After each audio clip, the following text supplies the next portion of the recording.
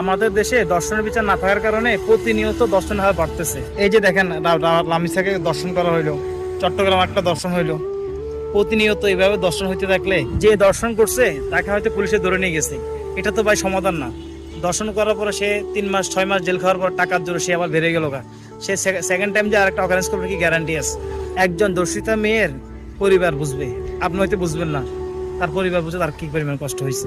ওনার জায়গায় একটু আপনাকে দাঁড়া করাই দেখেন, যদি আজকে আপনার মেয়ের সাথে এই ঘটনাটা ঘটতো তখন আপনি কি করতেন? আমাদের দেশে যদি ইসলামী শাসন ব্যবস্থা থাকতো, যে দর্শন করবে তাকে প্রকাশ্যে সবার সামনে তার গর্দান ফেলে দিবে, এটা হচ্ছে তার শাস্তি। তাকে দেখে মানুষ শিখবে, দর্শন করলে এই বিচার হয়।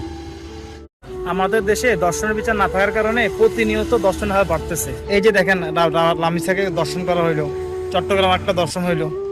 প্রতিনিয়ত এইভাবে দর্শন হইতে থাকলে যে দর্শন করছে তাকে হয়তো পুলিশে ধরে নিয়ে গেছে, এটা তো ভাই সমাধান না।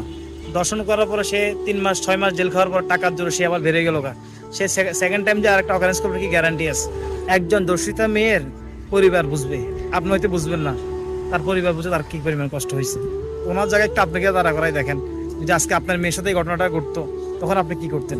আমাদের দেশে যদি ইসলামী শাসন ব্যবস্থা থাকতো, যে দর্শন করবে তাকে প্রকাশ্যে সবার সামনে তার গর্দান ফেলে দিবে, এটা হচ্ছে তার শাস্তি। তাকে দেখে মানুষ শিখবে, দর্শন করলে এই বিচার হয়।